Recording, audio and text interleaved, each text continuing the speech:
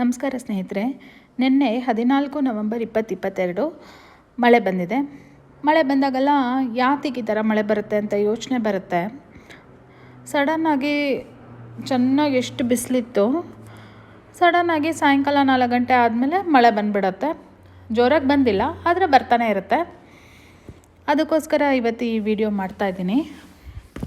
ಈ ವಿಡಿಯೋಲಿ ನೀವು ನೋಡ್ಬೋದು, Indian minister links US military to go global warming ಅಂತ. ಇದು ಯಾವಾಗ ಪಬ್ಲಿಷ್ ಆಗಿದ್ದ ಅಂತಂದರೆ 2016ನೇ ಇಸ್ವಿಲೇ ಪಬ್ಲಿಷ್ ಆಗಿದ್ದು. ಸೊ ಇಲ್ಲಿ ಪಾರ್ಲಿಮೆಂಟಲ್ಲಿ ಇವರು ಹೇಳ್ತಾ ಇದ್ದಾರೆ. ಯಾರು ಹೇಳ್ತಾ ಇದ್ದಾರೆ? ಅನಿಲ್ ಮಾಧವ್ ದಾವೆ ಅನ್ನೋರು, ನಮ್ಮ ಹಿಂದಿನ ಎನ್ವೈರ್ನ್ಮೆಂಟ್ ಮಿನಿಸ್ಟರ್ ಆಗಿದ್ದವರು. ಅವ್ರೇನು ಹೇಳ್ತಾ ಇದ್ದಾರೆ, ಅಲಾಸ್ಕಾ ಅಲ್ಲಿರೋ ಹಾರ್ಪ್ ಇಂದ ನಮಗೆ ಗ್ಲೋಬಲ್ ವಾರ್ಮಿಂಗ್, ಕ್ಲೈಮೇಟ್ ಚೇಂಜ್ ಆಗ್ತಾ ಇದೆ ಅಂತ ಇವರು ಹೇಳ್ತಾ ಇದ್ದಾರೆ.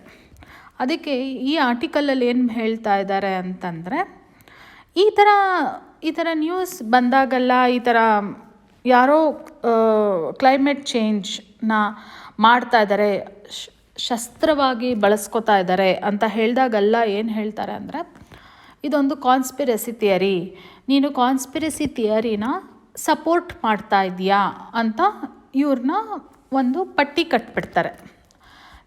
ಹೀ is a conspiracy theorist, he supports conspiracy theory ಅಂತ ಒಂದು ಹಣೆಪಟ್ಟಿ ಕಟ್ಬಿಡ್ತಾರೆ.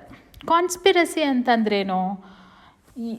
ಎಲ್ಲೋ ಏನೋ ಮಾಡ್ತಾ ಇದ್ದಾರೆ, ಇದು ಈ ಥರ ಆಗಿರಬಹುದು, ಅದು ನಿಜಾನೇ ಆಗಿರ್ಬೋದು ಅಥವಾ ಸುಳ್ಳೇ ಆಗಿರ್ಬೋದು. ಆದರೆ ಅದು ಯಾವತ್ತೂ ಆ ವಿಷಯ ಹೊರಗಡೆ ಬರಲ್ಲ. ನಿಜ ಆಗಿದ್ದರೆ ವಿಷಯ ಹೊರಗಡೆ ಬರಲ್ಲ, ಸುಳ್ಳಾಗಿದ್ದರೆ ಕರೆಕ್ಟ್ ಬರೋದೇ ಇಲ್ಲ. ಸೊ ಅಂಥ ವಿಷಯಗಳನ್ನು ಕಾನ್ಸ್ಪಿರಸಿ ಥಿಯರಿ ಅಂತ ಕರೀತಾರೆ. ಇವಾಗ ಇವ್ರು ಹೇಳ್ತಾ ಇದ್ದಾರೆ, ಈ ಥರ ಮಳೆ ಬಂದಿರೋದು,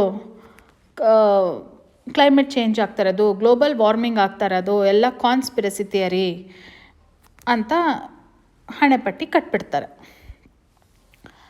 ನಿಜವಾಗ್ಲೂ ಈ ಹಾರ್ಪ್ ಸೀರೀಸಲ್ಲಿ ಇದು 3ನೇ ಎಪಿಸೋಡು, 3ನೇ ಭಾಗ. ಈ ನಿಜವಾಗ್ಲೂ ಹಾರ್ಪಿಂದ ನಮಗೆ ಮಳೆ ಬರೋಕ್ಕಾಗುತ್ತಾ? ಭೂಕಂಪ ಆಗುತ್ತಾ?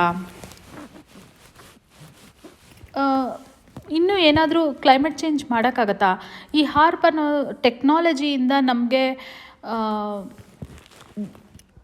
ಒಂದು ದೇಶನ ಆರ್ಥಿಕವಾಗಿ ಸೋಲ್ಸೋಕ್ಕಾಗುತ್ತಾ? ಹಾರ್ಪ್ನ ಶಸ್ತ್ರ ಆಗಿ ಉಪಯೋಗಿಸ್ತಾ ಇದ್ದಾರಾ ಅಂತ ನಾವು ತಿಳ್ಕೊಬೇಕಾಗಿದೆ. ಇದನ್ನು ಇದು ಕಾಪಾಡಿದ ಸತ್ಯ, ಯಾರೂ ಹೇಳಲ್ಲ. ನಾವು ಇದನ್ನು ನಿಮ್ಮ ದೇಶದ ಮೇಲೆ ಮಾಡ್ತಾಯಿದ್ದೀವಿ ಅಂತ ಯಾರಾದರೂ ಹೇಳಕ್ಕೆ ಬರ್ತಾರಾ? ಹೇಳೋದಿಲ್ಲ. ಆದ್ದರಿಂದ ಇದು ತುಂಬ ಕಾಪಾಡಿದ ಸತ್ಯ. ಯಾರೂ ಇದನ್ನು ಹೇಳಕ್ಕೆ ಹೋಗೋದಿಲ್ಲ, ಮಾಡೋಕ್ಕೆ ಹೋಗೋದಿಲ್ಲ. ಬಟ್ ನಾವಿವಾಗ ಇನ್ನೊಂದು ಇದಕ್ಕೆ ನಮಗೆ ಯಾರೂ ಉತ್ತರ ಸಿಗಲ್ಲ. ನಾವು ಹುಡ್ಕೊಂಡು ಹೊರಟರು ನಾವು ಉತ್ತರ ಸಿಗಲ್ಲ. ಇದು ಬುದ್ಧಿವಂತರಿಗಾಗಿ ಅಂತ ಒಂದಷ್ಟು ಕಿವಿ ಮಾತುಗಳ ಥರ ಎಲ್ಲರೂ ಆವಾಗ ಹೇಳ್ತಾ ಇರ್ತಾರಲ್ಲ, ಒಂದಷ್ಟು ವಿಷಯಗಳನ್ನು, ಒಂದಷ್ಟು ನ್ಯೂಸ್ನ ನೋಡಿ ನಾವೇ ಅರ್ಥ ಮಾಡ್ಕೋಬೇಕಾಗಿದೆ. ಈ ಥರ ಆರ್ಟಿಕಲ್ಸು ಎಲ್ಲ ಸಿಗುತ್ತೆ, ನೀವು ಹೋಗಿ ಓದಿ. ಆಮೇಲೆ ನಾನು ನಿಮ್ಮನ್ನು ಇಲ್ಲಿಗೆ ಈ ವಿಡಿಯೋ ನನ್ನ ಮಾತುಗಳನ್ನ ಮುಗಿಸ್ತಾ ನಿಮಗೊಂದು ಇಂಗ್ಲೀಷ್ ನ್ಯೂಸ್ದನ್ನ ತೋರಿಸ್ತೀನಿ. ನಿಮಗೆ ಇಂಗ್ಲೀಷ್ ನ್ಯೂಸ್ ಕೇಳಿ ಅರ್ಥ ಮಾಡಿಕೊಂಡು ನಿಮ್ಮ ಅಭಿಪ್ರಾಯಕ್ಕೆ ನೀವು ಬರಬಹುದು. ಇದು ಕಾನ್ಸ್ಪಿರಸಿ ಥಿಯರಿನಾ, ಇದು ಸತ್ಯನಾ, ಏನಾಗುತ್ತೆ, ಒಳ್ಳೇದಾಗತ್ತಾ, ಹೇಗೆ ಅಂತ ನೀವೇ ಡಿಸೈಡ್ ಮಾಡ್ಕೋಬೋದು. ನಮಸ್ಕಾರ ಸ್ನೇಹಿತರೆ, ಮತ್ತೆ ಇನ್ನೊಂದು ಭಾಗದಲ್ಲಿ ಸಿಗೋಣ. ಈಗ ನಾವು ಇಂಗ್ಲೀಷ್ ನ್ಯೂಸ್ ನೋಡೋಣ.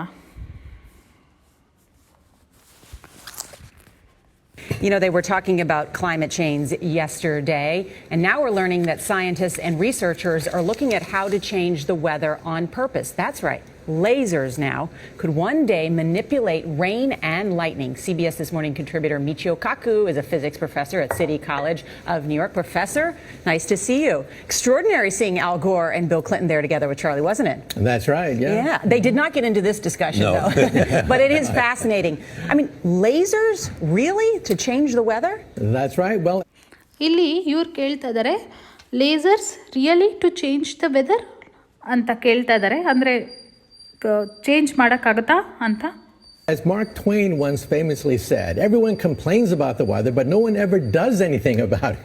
Well, instead of doing a rain dance, we physicists are firing trillion-watt lasers into the sky to actually precipitate rain clouds and actually bring down lightning bolts. This is potentially a game changer. But this is experimental. It's experimental. However, in the laboratory so far it works. When you have water vapor and you have dust particles or ice crystals, you can precipitate rain. It condenses around the seeds. These seeds can also be created by laser beams. By firing trillion-watt lasers, you rip apart the electrons, creating what are called ions, and these ions act like seeds, like dust particles, bringing down rain and even lightning. Go ahead. Well, this fascinates me in part because, too, I remember reading the stories that China had used this during the Olympics, that the USSR had used this after Chernobyl to create rain clouds. I mean, did those really work then? We have some of these capabilities now? Inconclusive. Even in the 60s, the CIA used this to bring down monsoons during the Vietnam War, to wash out the Viet Cong. ಇವಾಗ ಇವ್ರು ಹೇಳ್ತಾ ಇದ್ದಾರೆ C I A ಗೂಢಾಚಾರ ಸಂಸ್ಥೆ ಅವ್ರೇನು ಮಾಡಿದ್ರು. C I A ಅವರು ಒಂದು Vietnam war ಆಗೋವಾಗ ಮಳೆ ಬರ್ಸಿದ್ರು ಅಂತ ಇವರಿಲ್ಲಿ ಎಕ್ಸ್ಪ್ಲೇನ್ ಮಾಡ್ತಾ ಇದ್ದಾರೆ. Governments have been playing with this thing. Alleged to. Alleged to, right. Yeah. Now, we realize that for decades now, these governments have been alleged to have experimented with weather control, but nothing conclusive. This time we're bringing in the laws of physics rather than simply waving our hands and uttering mumbo-jumbo. We're actually using trillion-watt lasers now. And in the laboratory, sure enough, they precipitate rain out of water vapor.